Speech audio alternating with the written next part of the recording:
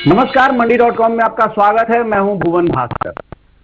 अभी की कृषि क्षेत्र की जो सबसे बड़ी खबर है वो हम सब जानते हैं। सबसे बड़ी खबर ये है कि कृषि सुधार के लिए जो अध्यादेश सरकार ने 5 जून को जो सरकार लेकर आई थी वो आखिरकार संसद से कानून बन चुका है। दोनों ही संसद के सदनों ने उसको पारित कर दिया है और अब वो कानून के तौर पे अगले कुछ महीनों में कहा जाए तो उसका असर भी हम देखने लगेंगे। लेकिन इस कानून को लेकर जैसा, क्योंकि इस कानून पे पिछले कई वर्षों से, कहा जाए तो लगभग 2 दशकों से ज्यादा से इन कानूनों पर चर्चा हो रही थी। तमाम तरह के जो सरकारी और गैर सरकारी रिपोर्ट्स आ रही थी कृषि की स्थिति को सुधारने के लिए, उनमें इन जो कदम उठाए गए हैं उस तरह के कदमों की सिफारिश की जा रही थी। और ये माना जा रहा था कि जो जैसे जब अध्यादेश आए थे उस समय भी जिस तरह की प्रतिक्रिया आई थी उसको देखते हुए ये लगा कि बिल्कुल ये एक जो अंग्रेजी में कहते हैं केक वॉक होने वाला है सरकार के लिए, चाहे सदन के अंदर चाहे बाहर, वो दृश्य दिख रहा था। लेकिन एकाएक हमने देखा कि जब कानून ये आया और जब सदन में, संसद के दोनों सदनों में ये विधेयक रखा गया तो एकाएक कई सारे विरोधी स्वर भी सुनाई देने लगे। इसके कारण थोड़ा जो चीजें बहुत साफ थी पहले, वो अब कहीं ना कहीं एक भ्रम का माहौल बना है और एक ऐसा वातावरण बना है जिसमें कई किसान जिनसे हमारी बात होती है इनके अंदर भी लगने लगा है कि नहीं, अभी तक तो लग रहा था कि सब सही है लेकिन क्या कुछ गलत है इसमें, क्या कुछ गड़बड़ है इसमें। इन्हीं सब बातों पर चर्चा करने के लिए और इस जो कृषि सुधार के तहत जो 3 नए कानून बने हैं उनको और बारीकी से समझने के लिए आज हमने एक ऐसे मेहमान को बुलाया है स्टूडियो में अपने साथ बातचीत करने के लिए, जो उन कृषि विशेषज्ञों में से हैं, देश के माने कृषि अर्थशास्त्री तो हैं ही, लेकिन साथ ही उन विशेषज्ञों में से हैं जिन्होंने अध्यादेश के जारी होने के समय जो पहली प्रतिक्रियाएं आई थी उनमें उन्होंने इसको 1991 के जो औद्योगिक सुधार देश में हुए थे, जो ग्लोबलाइजेशन हुआ था, उससे कहीं ना कहीं इसकी तुलना की थी। हालांकि इसी मंडी.com में हमने उनके साथ चर्चा भी की है और इन कानूनों पर अध्यादेश जब आया था उसके बाद इसको समझा भी है। लेकिन उसके बाद क्या चीजें और आई हैं, क्योंकि अब कानून बन चुका है, सब चीजें बिल्कुल क्रिस्टल क्लियर है, साफ हो चुकी हैं। तो जो नए माहौल में एक बार और हमने सोचा कि हम उन्हीं को बुलाएं, उन्हीं से समझें कि आखिर ये जो सब कुछ हुआ है ये इसका परिणाम क्या होगा और वास्तव में जो भ्रम बन रहा है या बनाया जा रहा है उसमें कितनी सच्चाई है। तो आपको परिचय कराए थे हमारे आज के मेहमान से, जिनको आप सब वैसे जानते ही हैं, डॉक्टर अशोक गुलाटी, जो वैसे क्लियर से हैं लेकिन इसके अलावा उनकी अपनी ये पहचान है कि देश के जो कृषि संबंधी तमाम नीति नियमन जो होता है उसमें कहीं ना कहीं उनका स्वर भी होता है और लगातार रिसर्च रिपोर्ट्स वगैरह खेती के जो बुनियादी और जो जमीनी माहौल हकीकत है उससे जुड़ी हुई आते रहती है डॉक्टर अशोक गुलाटी से। डॉक्टर गुलाटी बहुत बहुत स्वागत है आपका मंडी.com। डॉक्टर गुलाटी, मैं बात की शुरुआत वहीं से करूंगा जो मैं कर रहा था। जब अध्यादेश आया था तो इसी मंडी.com में हम लोगों ने बात की थी और मुझे याद है कि हर जो आपकी उम्मीद थी उसके बाद आप एक राइडर जरूर लगाते थे कि अभी पूरा विवरण हम लोगों को पता नहीं है, वो आने दीजिए और चीजें फिर साफ होंगी। अब जबकि पूरा विवरण आ चुका है, कानून बन चुका है, आपकी पहली प्रतिक्रिया क्या है? देखिए, मेरी पहली प्रतिक्रिया तो ये है कि इस सरकार ने वो कर दिया है जो पिछले 2 दशक से कई सरकारें, इंक्लूडिंग कांग्रेस भी कोशिश करती थी और उनके जो मैनिफेस्टो है 2019 का उसमें भी उन्होंने लिखा था वो भी सुधार करना चाहते हैं। और आपको याद होगा ये वाजपेयी साहब के समय 2003 में एक मॉडल एक्ट लाया गया था और स्टेट्स को साथ लेने की कोशिश की गई थी, लेकिन उस तरह से हो नहीं पाया था जैसे होना चाहिए। तो इस सरकार ने एक ऑर्डिनेंस निकाल के और अब उसको पार्लियामेंट के लोकसभा और राज्यसभा में दोनों पास करवा के उसको एक कानून की शेप जो है वो दे दी है। तो मैं सोचता हूँ किसान भाई बहनों को ये समझने की जरूरत है कि इसमें तथ्य क्या है, असलियत क्या है और बाकी भ्रम क्या है। जी डॉक्टर साहब, हम लोग कोशिश करेंगे कि इन्हीं तथ्य और भ्रम पर थोड़ा बात करें क्योंकि समय हमारे पास कम रहता है और बहुत सारी चीजें हैं इसमें। तो मैं वहीं से शुरुआत करता हूँ। जैसे जिस दिन ये अध्यादेश कानून बना राज्यसभा में पारित हुआ, उसी दिन महाराष्ट्र के एक एसटीसी के सीईओ से मेरी बात हो रही थी और वो बहुत खुश थे। उन्होंने कहा कि बड़ा अच्छा हुआ है। लेकिन मैं आपको बताऊं, कल उनका फोन मेरे पास आया और उन्होंने कहा कि भुवन जी, मैंने उस दिन तो कह दिया था आपको, लेकिन अभी कुछ किसान नेता आए हुए हैं हमारे यहाँ, वो बता रहे हैं कि ये तो बड़ा खराब हुआ है और ये हमारा एमएसपी हट जाएगा इससे। तो ये जो भ्रम है, ये कहाँ से पैदा हुआ है, कहाँ से आई है ये बात? देखिए, ये एक भ्रम जो पैदा किया गया है, खास तौर से कि एमएसपी को खत्म कर दिया जाएगा और प्रोक्योरमेंट बंद कर दी जाएगी, ये बिना किसी आभा के है। ना ये बिल में लिखा था, जो एक्ट बना है कहीं नहीं लिखा हुआ, और मेरे हिसाब से, मेरी जानकारी से, इसे अगले 20 वर्ष तक ना तो ये एमएसपी जाएगा और ना ये प्रोक्योरमेंट जाएगी। इसमें थोड़ा सा कंपटीशन क्रिएट होगा, प्रतिस्पर्धा होगी, और उसमें मंडियों में जो कमीशन और टैक्स और उसके ऊपर सेस लगाई जाती थी, उसके ऊपर प्रेशर पड़ेगा। पंजाब है, हरियाणा है, पंजाब में आज भी 8.5% एमएसपी के ऊपर चार्ज किया जाता है, और पहले ये 14.5% चार्ज किया जाता था, जिसमें 2.5% जो है वो आड़तिए को जाता था और बाकी स्टेट की जो सरकार है वो लेती थी। तो उस पे कुछ अंकुश लगेगा, या तो वो इम्प्रूव करें, नहीं तो दूसरे रास्ते हैं। फार्मर को इससे फायदा होना है, नुकसान नहीं होने का।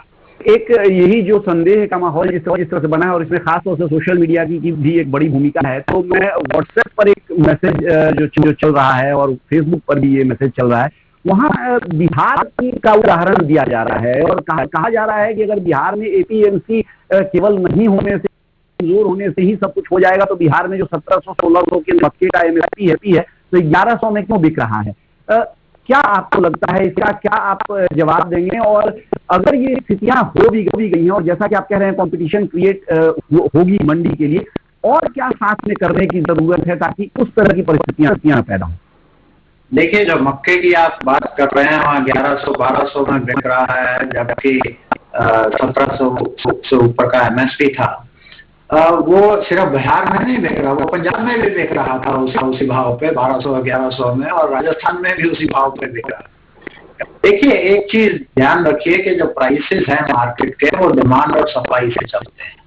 अगर डिमांड कम हो गई, क्योंकि लोगों ने पोल्ट्री का कंजम्पशन एकदम कम कर दिया था, तो डिमांड एकदम नई इसकी नीचे आ गई और उससे प्राइसेस नीचे आ गए। उसको उस समय सरकार अगर चाहे बीच में इंटरवीन खरीद के उसको लिफ्ट कर सकती है थोड़ा सा उस प्राइस को। लेकिन अगर आप कहें कि डिमांड सप्लाई को भूल जाइए और सरकार हमें हर चीज का एमएसपी दे, तो वो पिछले 55 साल में तो दे नहीं पाई। व्हीट राइस का एमएसपी मिलता है, और वो भी मुश्किल से 4 या 5 स्टेट में फार्मर्स को। फिलहाल वक्त हो गया एक छोटे से ब्रेक का, लौटेंगे तुरंत, बने रहिए हमारे साथ।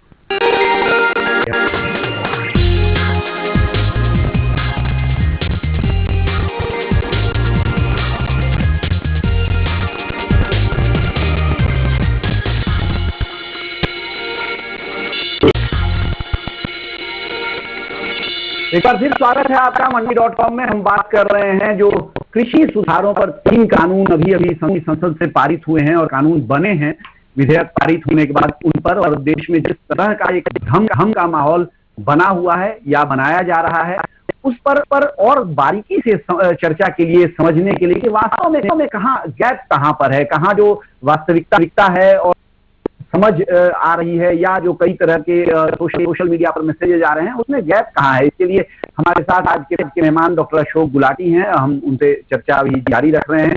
डॉक्टर गुलाटी, जो दूसरा कानून है, जो एपीएमसी कानून पर तो 2-3 बातें जो आई निकल के, जो दूसरा जो एसेंशियल कमोडिटीज एक्ट का कानून है, उसके बारे में हालांकि पहले भी हम लोगों ने इस पर चर्चा की, लेकिन एक बार फिर नए संदर्भों में इस पर चर्चा की जरूरत है, क्योंकि ये लगातार कहा जा रहा है कि जिस तरह से सरकार ने ये कह दिया है कि अब हम स्टॉक लिमिट नहीं लगाएंगे, तो एक तरह से सरकार ने बिल्कुल आत्मसमर्पण कर दिया है जो जमाखोर हैं, जो काला बाजार करने वाले हैं, उनके सामने।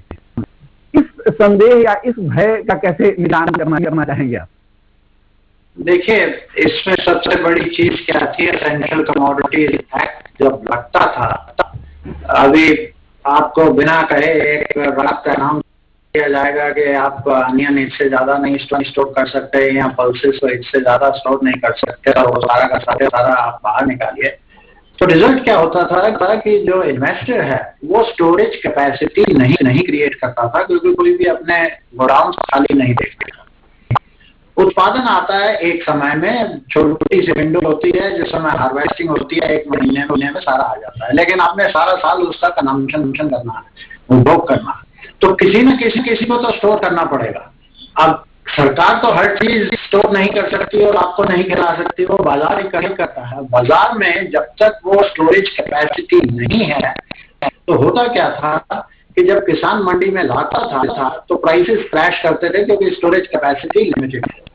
और बाद में जब वो स्टॉक खत्म होने पे आते थे लीन सीजन में, तो प्राइसेस बढ़ते थे। उस समय कंज्यूमर को कहते हैं अब थ्रू देना पड़ता था कि उस समय कंज्यूमर के लिए बहुत हाई प्राइस हो जाता था। तो वॉलेटिलिटी जो थी कि जिस समय हार्वेस्ट के टाइम पे वो लाएगा तो कीमत बहुत कम मिलेगी किसान को, और जिस समय ऑफ सीजन होगा तो कंज्यूमर को प्राइस ज्यादा देना पड़ेगा। और लोग इसको कहते थे ये तो स्टॉकिस्ट हैं जो सट्टा खो रहे हैं, जो वो कर रहे हैं।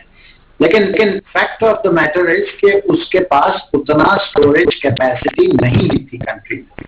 तो ये एसेंशियल कमोडिटी एक्ट में जो चेंज किया गया है, इसमें स्टोरेज कैपेसिटी क्रिएट होगी, इन्वेस्टमेंट आएगी, और ये जो बहुत वॉलेटिलिटी थी, हार्वेस्ट के टाइम फार्मर को कम कीमत मिलती है और बाद में कंज्यूमर, वो गैप कम होगा। ये बहुत महत्वपूर्ण बात आपने अभी कही है। दरअसल मैं इसी पर आपसे थोड़ा और पूछना चाहूंगा कि जैसे ये सुधार जो आया है, जिसमें एसेंशियल कमोडिटीज एक्ट में आपने सुधार करके ये कह दिया कि अब स्टॉक लिमिट नहीं होगा, लेकिन बिल्कुल वही बात जो अभी आपने कही कि हजारों हजार जो देश में वेयर हाउसेज हैं, उसमें से देखा जाए तो केवल 1800 हैं जो WDRA से एक्रेडिटेड हैं, और ये अनिवार्य भी नहीं है कि WDRA से कोई अपना एक्रेडिशन कराए। तो ये कैसे सुनिश्चित होगा कि जो कॉर्पोरेट्स इन्वेस्टमेंट करेंगे, जो अपने गोदामों में माल खरीद के भरेंगे, वो वास्तव में कितना माल वहां पर है, वो समय पर अगर बाजार में वो कमी हो रही है तो वास्तव में कमी है या वो कमी दिखाई जा रही है, ये सुनिश्चित कैसे होगा? ये एक जोखिम खतरा तो है ही। उन्होंने उसमें एक अंकुश रखा हुआ है कि अगर कीमत 50% से ज्यादा बढ़ गई तो उसी समय स्टॉकिंग लिमिट लगा सकते हैं। तो वो तलवार हमेशा ऊपर रखी हुई है। हालांकि मैं उस चीज से निपटता हूँ, मैं ये रास्ता लेना चाहता हूँ कि भाई जो भी बड़े हैं, आप 500 टन से ज्यादा जो रहा है उसको एक कंपलसरी करिए कि रजिस्ट्रेशन करवाना, ठीक है। और वो वीकली बेसिस पे या जैसे बैंक्स में हर रोज बताया जाता है कि उनके पास कितना कैश है, और वो सेंट्रल पोर्टल में RBI को खबर रहती है कि भाई आज कितना कैश सिस्टम में है। तो उसी तरह से कितना गेहूं है, कितना दाना है, कितना दूसरी चीजें हैं, जो मोटी मोटी चीजें हैं, तो ये इम्प्रूवमेंट हो सकती है, इसमें कोई बहुत बड़ी बात नहीं है। तो कानून को थोड़ा सा चेंज किया, थोड़ा और इम्प्रूव किया जा सकता है। ये जो महत्वपूर्ण सुधार हुए हैं वो एक तरह से एक शुरुआत है, और इनसे जुड़ी जो छोटी छोटी बहुत सारी जरूरतें और पैदा होती जाएंगी, और ये होता भी है कि जो लूप होल समझ में आते जाएंगे उनको शायद आगे और भरा जाएगा, क्योंकि इससे केवल एक इंटेंशन समझ में आ रहा है, एक दिशा समझ में आ रहा है कि इधर सरकार बढ़ना चाह रही है। ये चर्चा हमारी जारी रहेगी। कुछ और बहुत महत्वपूर्ण बिंदु हमारे बचे हुए हैं, डॉक्टर गुलाटी से हम पूछेंगे उनके बारे में। फिलहाल वक्त है छोटे से ब्रेक का, बने रहिए हमारे साथ देखते रहिए मंडी।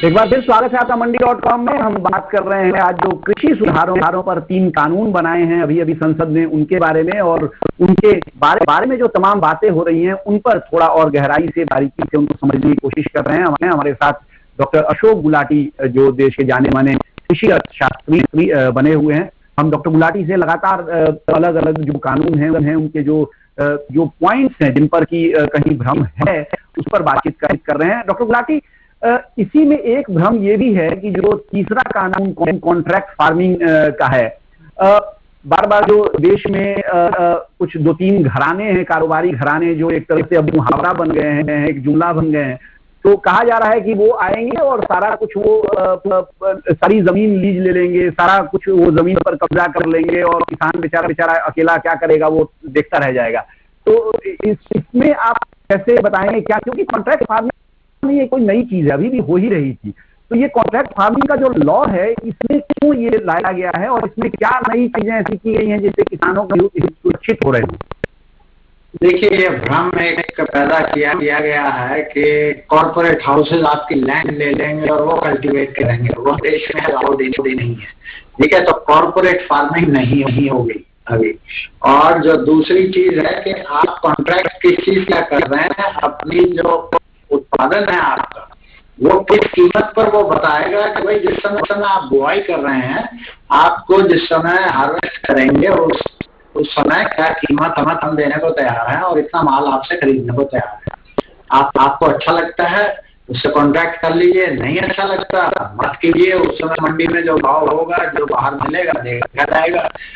तो आपकी कोई भी आपकी खेती के ऊपर कब्जा करे, ये बिल्कुल निराधार, बिल्कुल गलत है। सिर्फ आपको जो फायदा होने वाला है वो ये है कि जो खरीदार है, जो कंज्यूमर को देखता है और मार्केट का ट्रेंड जानता है, वो आपको बताएगा कि भाई अगर आप मान लीजिए येलो कैप्सिकम करते हैं या रेड कैप्सिकम बना रहे हैं तो उसकी कीमत ये मिल सकती है, ग्रीन की ये मिलेगी।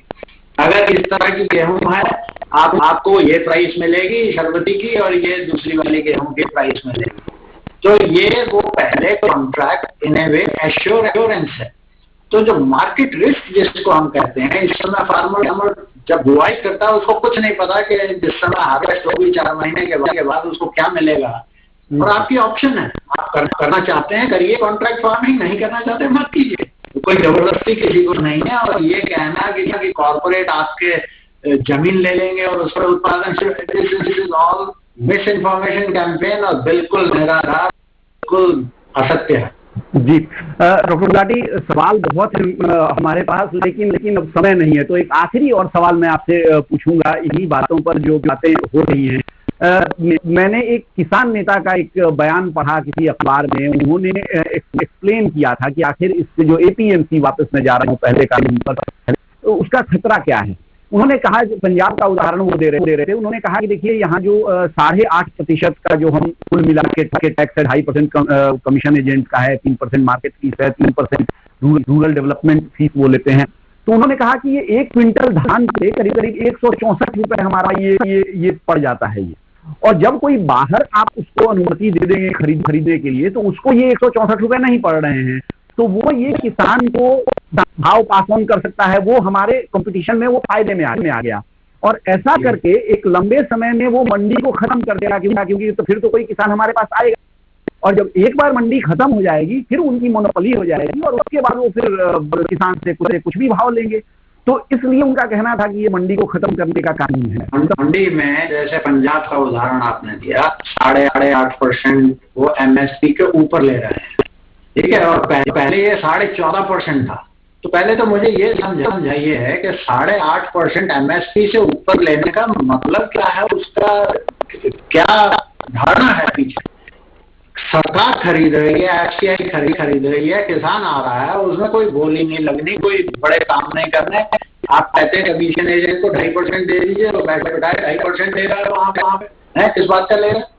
और जो स्टेट गवर्नमेंट ले रही है 6%, किस बात का ले रही है, कौन सी ऐसी सर्विसेज दे रही है कि 6% उसको चाहिए।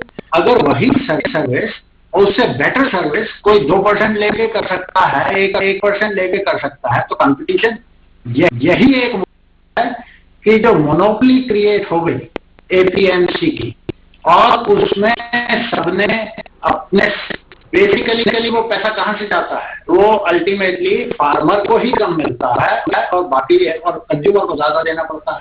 तो उसी के कंपटीशन में this is like Indian airlines, जब वो अकेली थी, मोनोपोली थी, हायर प्राइस लोअर सर्विस, 5 और एयरलाइन खड़ी हो गई, कंपटीशन क्रिएट हो गया। या तो आप सुधारिए अपने आप को और टैरिफ नीचे लाइए, और नहीं तो आपका मार्केट शेयर कम होता जाएगा। पहले वो 100% होता था, आज वो 25% है।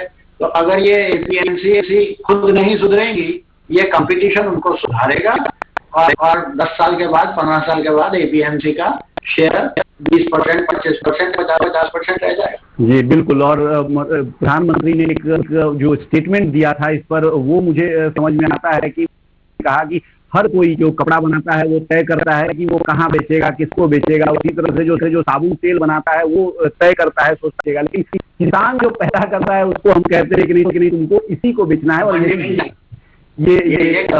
चलिए, तो ये सही, प्रधानमंत्री जी ने बिल्कुल सही कहा है और मैं इसके पक्ष में हूँ। आपका बहुत बहुत शुक्रिया डॉक्टर गुलाटी हमारे साथ जुड़ने के लिए। और इस समय जबकि हर कोई आपको खोज रहा है, आप लोगों को खोज रहा है, जानने समझने के लिए आपने इतना समय निकाला, बहुत बहुत धन्यवाद आपका हमसे बातचीत करने।